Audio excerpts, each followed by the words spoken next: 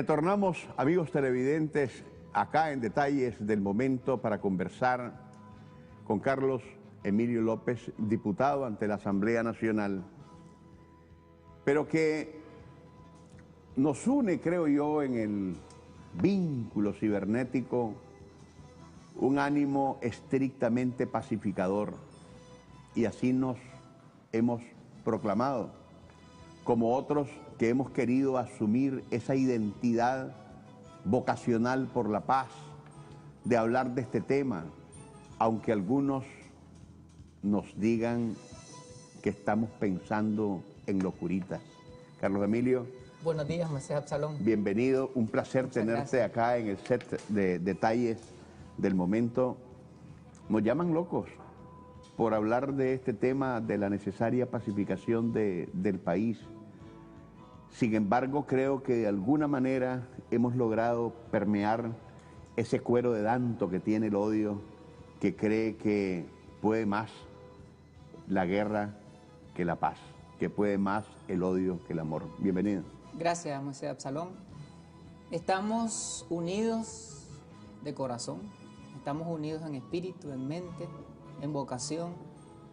Estamos unidos en esta misión de proclamar la paz como un puente de unidad entre todos los nicaragüenses sin distingos de ningún tipo. Y estamos los pacificadores conscientes que asumir un mensaje de paz en contexto de confrontación, un mensaje de paz en contexto de polarización, es ser blanco de ataque, de ofensas, de denigración, de violentar tu dignidad, tu privacidad, tu honra, porque cuando hay odio en el ambiente, ser un pacifista es ser un antihéroe, y esa es una paradoja. En un contexto de conflicto, los que promueven la guerra, la agresión, la confrontación son héroes, entre comillas, y son alabados y son exaltados. En cambio, los que tienden puentes de entendimiento, de diálogo, de conciliación, de búsqueda de encontrar las coincidencias, entonces esos son atacados. Pero los pacificadores tenemos que tener conciencia de que ese es un costo por el bien común. Y ha sido así no solamente en estos días en Nicaragua, ha sido así en la historia de la humanidad. Los grandes pacificadores han sido blancos de persecución y hasta les han quitado la vida. Los más emblemáticos, Martin Luther King, Mahatma Gandhi, Mandela, que estuvo privado de libertad por más de 30 años. Es decir, todos ellos fueron perseguidos por proclamar en su país la búsqueda de la paz. Y el pacificador más grande de todos los tiempos, el que es nuestro paradigma, Jesús de Nazaret, el que dijo: bienaventurados los que luchan por la paz, porque ellos serán llamados hijos de Dios. Otra traducción dice: bienaventurados los pacificadores, bienaventurados los que construyen la paz, porque ellos serán llamados hijos de Dios. Y ese es nuestro modelo: luchar, construir, gestionar, proclamar la paz. Pero al final, Carlos Emilio, cuando las crisis que han generado tanta sangre derramada, y no te hablo específicamente del caso de Nicaragua, de la humanidad entera, cuando se han desarrollado guerras, cuando las naciones han sido obligadas a retroceder en sus expectativas de futuro, porque han quedado destruidas. La guerra, el escenario que busca y pretende es la desolación total. Y nosotros lo conocemos perfectamente, lo hemos vivido perfectamente. Pero al final de toda esa violencia, de ese odio que es el sinónimo de la guerra, todo al final termina arreglándose a través de la mesa de diálogo, a través del esfuerzo de los pacificadores, que llegan a martirizarse efectivamente, pero generan el resultado que al final, como nosotros los nicaragüenses estamos buscando, que sea la conclusión de la paz a través de una mesa, tratando nuestros conflictos civilizadamente, viéndonos el rostro. Pero aquí hay fronteras que están prácticamente y claramente delimitadas. Está el aspecto de quienes están vendiendo paz y quienes están vendiendo violencia, y el pueblo de Nicaragua los está viendo todos los días. El Frente Sandinista, que gobierna desde hace 11 años en Nicaragua, ha construido un modelo de paz, un modelo de gobernabilidad, de democracia participativa en corresponsabilidad con distintos sectores de la sociedad. El comandante Daniel Ortega, presidente de la República, la poetisa Rosario Murillo, vicepresidenta, han tejido un modelo de diálogo desde el inicio de gobierno, un modelo de alianza, un modelo de participación y protagonismo de las colectividades, de los campesinos, de los trabajadores, de los pueblos originarios, de las mujeres, de los empresarios a todos los niveles, de los emprendedores, es decir, todos los actores sociales, políticos, formulando, ejecutando, implementando, monitoreando las políticas públicas, políticas económicas, políticas sociales, programas de desarrollo. Pero esa virtud y esa estrategia, esa metodología de gobernar con diálogo, en realidad es una tradición en el Frente Sandinista. Desde sus orígenes, el Frente Sandinista ha tenido un modelo político basado en el diálogo. Sandino es el precursor de este modelo, de tratar de alcanzar la paz en Nicaragua. Y murió por ello. En un momento de invasión del gobierno de los Estados Unidos, en un momento en donde había un gobierno totalmente armado, dirigido por el poder imperial.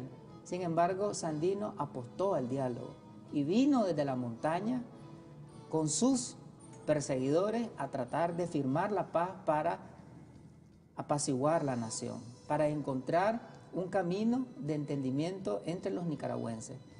Y a partir de ese ejemplo de Sandino, el Frente Sandinista lo ha seguido en todo momento. En la primera etapa de la revolución, en los años 80, se siguió ese modelo y de nuevo, enfrentado con el imperio y enfrentado con un ejército nacional armado por el imperio, un grupo fuera, digamos, del marco legal del país, que fue la contrarrevolución, el Frente Sandinista trató de encontrar la paz a través de distintos procesos de diálogo, Contadora, Esquipula I, Esquipula II, Zapuá, es decir, a través de distintos momentos el Frente Sandinista tenía claro que el camino y el espacio en donde se iba a alcanzar la paz era en una mesa de diálogo.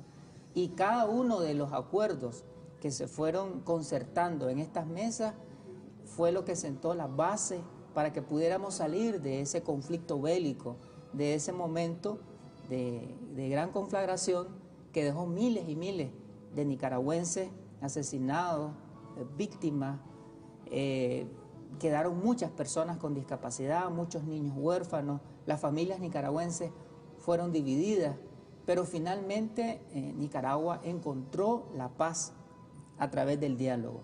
Y en 1990, por primera vez en la historia de Nicaragua, se da una transición de un gobierno a otro en un marco de diálogo, en un marco de entendimiento y a través de resultados electorales, donde el Frente Sandinista reconoce los resultados electorales y se da esa transición.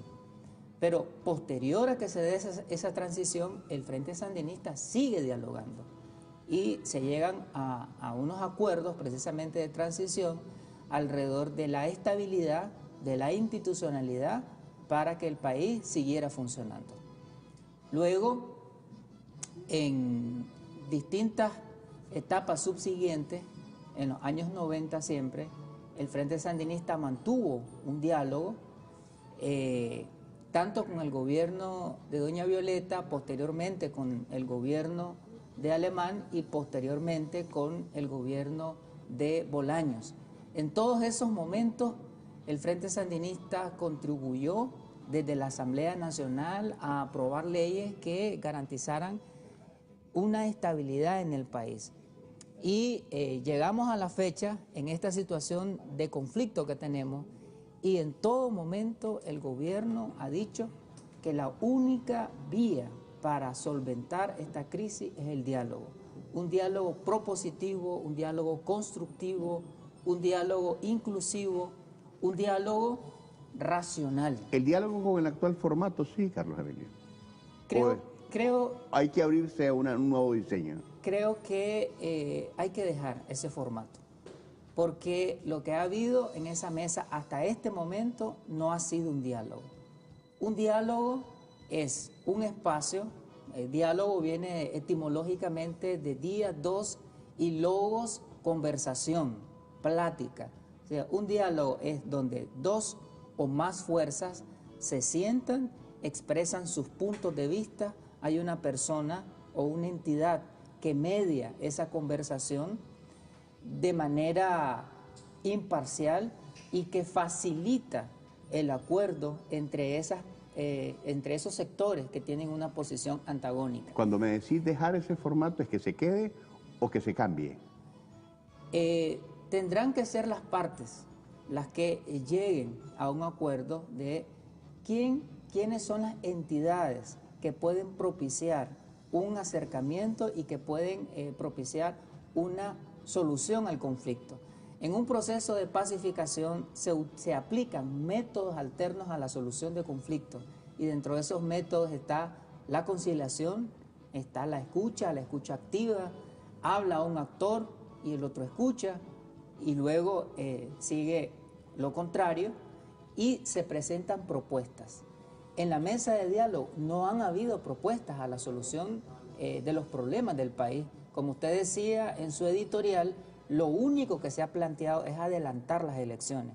Y al adelantar las elecciones es irrumpir, es violentar el marco constitucional del país, es violentar un principio fundamental de la democracia, que es el respeto a los periodos constitucionales de las autoridades electas.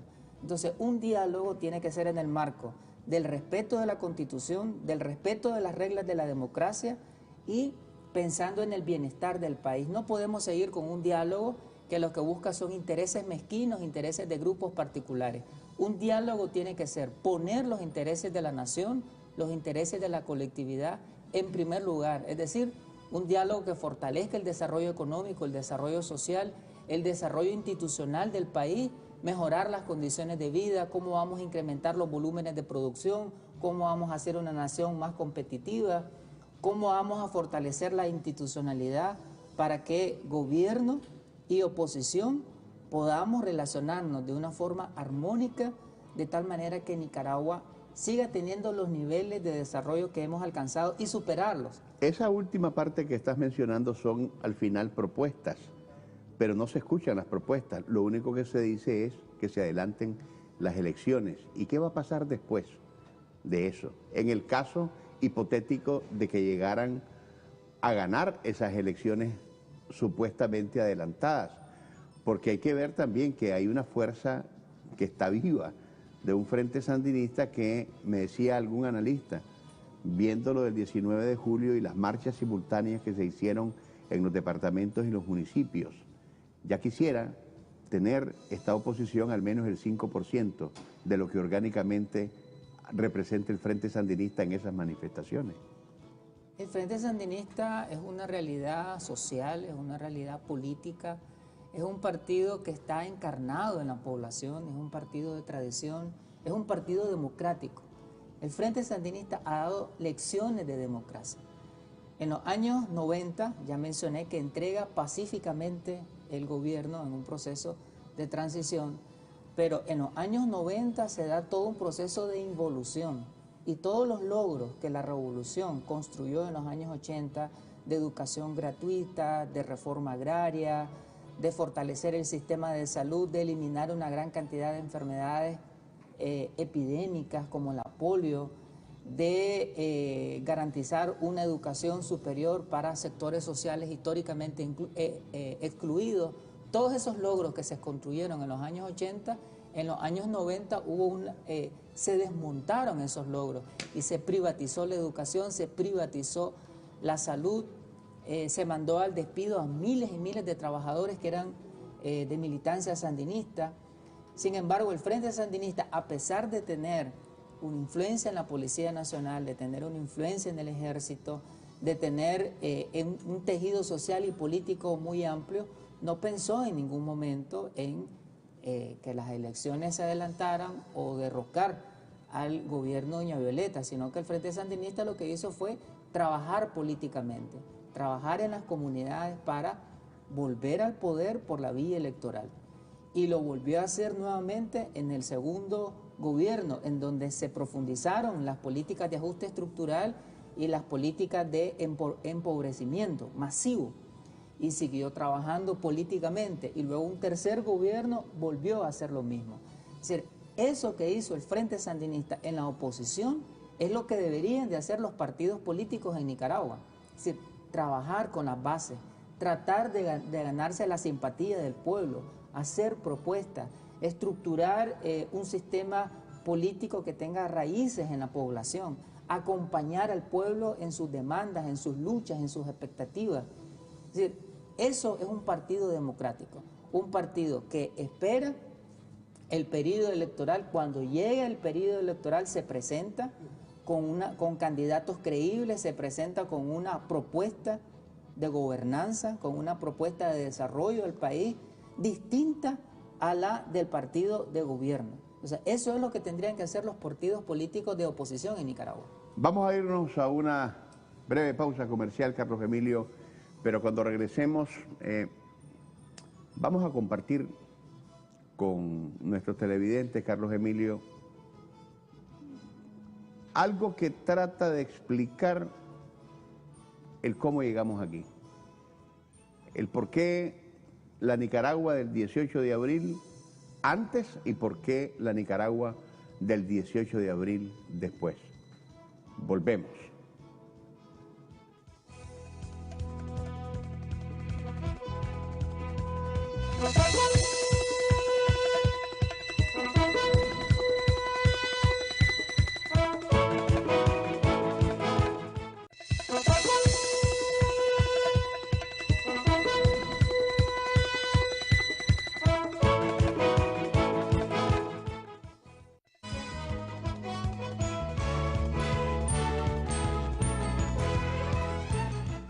Siempre estamos tratando de encontrar una salida lógica que nos permita identificar cómo es que llegamos a la Nicaragua después del 18 de abril. Red Evolution hizo una producción, desde mi punto de vista, genial, que nos introduce a través del ABC de todo esto. ¿Por qué estamos en esta Nicaragua?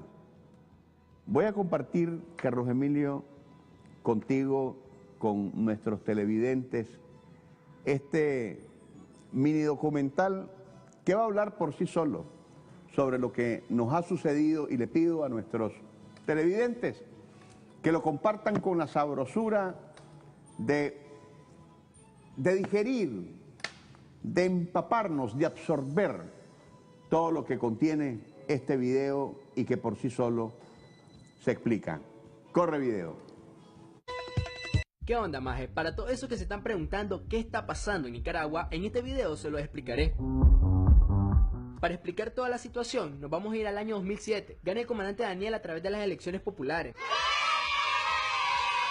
Pero el país estaba en crisis. Pasamos 16 años en el neoliberalismo. Teníamos una Nicaragua con educación y salud privatizada, apagones por 12 horas, calles y caminos destruidos, malas unidades de transporte, loco, tan malas que se quemaban a mitad de camino. La lucha del 6% de estudiantes universitarios, porque claro, los buitres de los liberales solo querían el 4% para las universidades. ¿Qué es eso, loco? No existían derechos laborales y se generó violencia de pandillas promoviendo la inseguridad en el país. Pero como el comandante Daniel ganó las elecciones el 10 de enero del 2007, declaró que la educación y la salud iba a ser gratuita. Se crearon programas de educación técnica, secundaria a distancia, universidad en línea y merienda escolar. cambio total de unidades de transporte. Claro, ya no se queman. Cero apagones, crédito familiar, bono de producción, construcción de centros de recreación, hospitales y carreteras, promoción de cultura, turismo, crecimiento económico de pequeños, medianos y grandes empresarios, reducción de la pobreza, cobertura energética en el 90% del país y se garantiza modelo de alianza y consenso público y privado. Hasta que la empresa privada salió con su gran berrinche y se rehusó a negociar el salario mínimo. Después sale el COSEP diciendo que se opone a la propuesta del INSS porque perjudicaría sus intereses económicos. Sí, claro. Los grupos opositores, oportunistas y los partidarios políticos con poco apoyo popular, financiados por gringos y sus distintas ONG, se aprovecharon del incendio en Indio Maíz y la propuesta del INSS. Otro berrinche para generar un golpe de estado. Pero ok, suave. ¿Recuerdan que Ocupa INSS utilizó a los viejitos en el 2013? Bueno, era el primer ensayo para derrocar el gobierno soberano. Ahora ni se acuerdan de los pobres viejitos. Pero bueno, maje, sigamos. El 18 de abril utilizan el falso positivo como estrategia de conmoción a la gente, siendo el detonante para impulsar el incendio y destrucción en más de 60 instituciones públicas, hospitales, centros de salud y medios de comunicación. Upol y UNAM secuestradas, autoataques armados, saqueos, desabastecimientos, guerra mediática, extorsión, intimidación, tranques en distintos municipios. Son tan miserables que violaron a una niña en un tranque. También hicieron zanjas, secuestraron a 200 sandinistas, mataron a 15 estudiantes y 20 policías. Hasta el momento, porque su ola de violencia continúa, han sido tan fascistas que promovieron torturas, persecución a sandinistas, intimidación, robos, profanación de muertos, perversión y morbosidad. Las manifestaciones ofrecieron un show de fresita, incluyendo a reinas de belleza, propietarios de negocio y oligarcas, así como estudiantes universitarios. De 19 de abril, movimiento de alta moral de la oposición, no del pueblo. Ninguna de las víctimas mortales ha sido burguesa, todas han venido de las clases populares de Nicaragua. Qué casualidad, ¿verdad? Inicia el diálogo nacional con los mal llamados mediadores, es decir, la Iglesia Católica, que no ha hecho más que apañar y esconder bajo su sotana a los delincuentes, y no solo a ellos, sino armas en las vestimentas de los santos, también medicamentos robados de los centros de salud. Ejemplo de ello, la Trinidad Estelí, Diriamba y Jinotepe. Pero aquí viene lo bonito: la conferencia episcopal nunca aceptó la propuesta que realizaba el gobierno, que tenía amplio respaldo del pueblo. Más bien, imponía una agenda, pero debajo de ella venía la ruta del golpe de Estado. El gobierno del comandante Daniel, todavía con disposición del diálogo para resolver el conflicto, cumplió y cedió a todos los berrinches que los muchachitos solicitaban. Sin embargo, nunca pusieron de su parte para restablecer la paz en el país, porque ellos lo que querían eran caos, y por eso cerraron 2 veces la mesa de diálogo. Pero suave, Prix, acordate también que el gobierno en medio de todo esto se ha dispuesto a garantizar la seguridad ciudadana, liberar de tranques que más bien oprimen al pueblo, y así conceder justicia para todos. Además, el gobierno aceptó que viniera la CIDH, la Oficina de Alto Comisionado de la ONU y la OEA. También vinieron los Avengers, las Esferas del Dragón, Chapulín Colorado, etc. No, mentira, eso no. Pero esto solo es la primera oleada del golpe suave, protagonizada por el tío Sam, el mismo de siempre. Pero a todo esto, ¿de qué pretendían liberar a Nicaragua si hace 3 meses todo estaba bien? Según ellos, se vivía una dictadura. Sin embargo, antes del 19 de abril, todos podían caminar tranquilamente. Los niños iban al parque, todos bacanaleaban, estudiaban, en fin, se vivía en paz.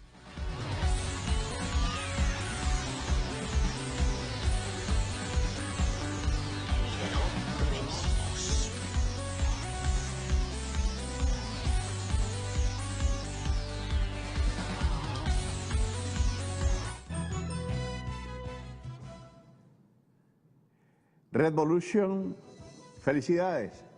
Me fascina el talento, producciones de esta especie, porque son capaces de graficar clara y exactamente lo que está sucediendo en el país. Carlos Emilio, ¿qué te pareció el video? Felicito igualmente a Redvolution por esta producción audiovisual, este video que grafica de forma exacta las razones del por qué este intento de golpe de Estado, cómo estábamos antes del gobierno sandinista en el 2007 y qué ha pasado ahora entre el 2007 y el 2018 y lo que ocurrió en el periodo del intento de golpe de Estado, que no fue más que un foco y una explosión de violación a derechos humanos, de violación al derecho a la vida por las personas que se asesinaron desde los tranques, violación a la integridad personal y sexual por las violaciones sexuales que se dieron, violación a los derechos de libertad de circulación y movilización y derecho al trabajo por las personas que estaban limitadas para poder ir a sus centros laborales, y los trabajadores por cuenta propia no podían trabajar, violación a los derechos de propiedad estatal y de propiedad privada, porque se quemaron y se incendiaron alcaldías, entidades de gobierno, negocios, espacios productivos de pequeños y medianos empresarios, ¿no? Es decir, hubieron violaciones de derechos humanos de todo tipo. Ahora, Carlos Emilio, después de todo esto, ahora que estamos aterrizando a la estabilidad tan necesaria que demanda el país, hay un capítulo de demanda abierto por parte de una gran parte de la población para que todo esto no quede impune. Hay una sed de justicia, no de venganza, de justicia. Porque hay muertos de por medio, hay familias adoloridas, hay padres, hay madres, hay hijos que no están, hay gente que fue torturada, vejada en su dignidad. Y los que cometieron todo esto, muchos andan huyendo, porque empezaron a escuchar el eco sonoro de la gente que pide justicia, justicia, justicia. En este sentido, Carlos Emilio, hay gente que cree que por su alta investidura, porque son figuras públicas, pudieran ser inmunes a la justicia. Yo quiero tu opinión sobre ese concepto de la necesaria justicia que todos los nicaragüenses estamos buscando. La paz y la justicia siempre van tomadas de la mano, son hermanas siamesas, indisolublemente vinculadas. La justicia es fruto de la paz y una paz fortalecida contribuye a la justicia.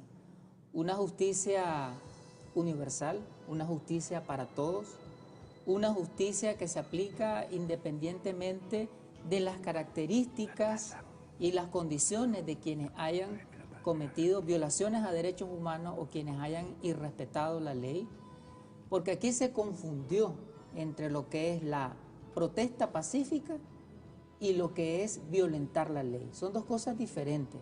Protesta pacífica es que vos expresás tus puntos de vista, expresás tus criterios políticos respetando los derechos humanos de las otras personas y respetando el orden público y el sistema legal del país.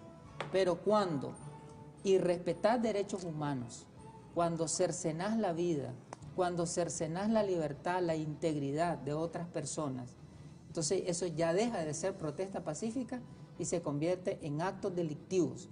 Y los actos delictivos son perseguibles o de oficio o son perseguibles por denuncia, y los que han cometido violaciones a derechos humanos y los que han irrespetado la ley deben de ser detenidos, procesados y sancionados.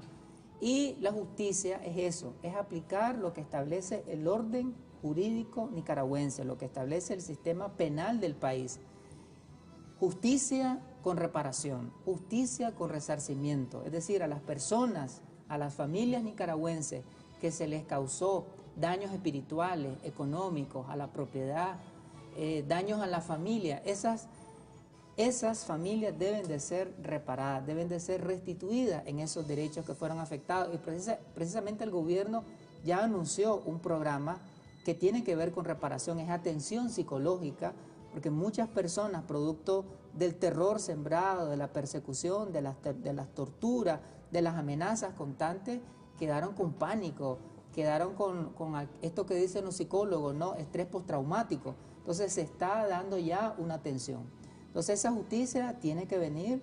La justicia contribuye también a la estabilidad, porque si la población, si la comunidad está solicitando justicia y el Estado facilita esa justicia, eso contribuye a la paz social. Carlos Emilio, con ese mensaje tuyo te quiero agradecer profundamente el que hayas compartido aquí en detalles desde el momento.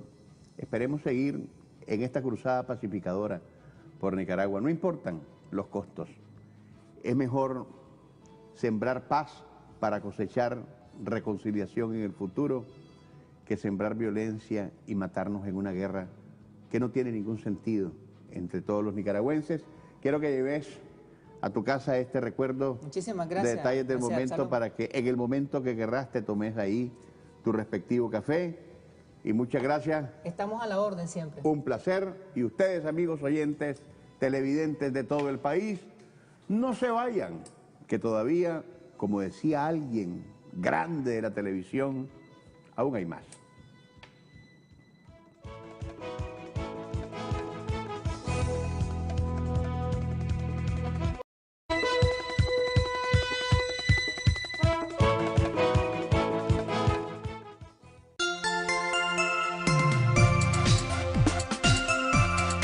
Canal 6, Nicaragüense, por gracia de Dios.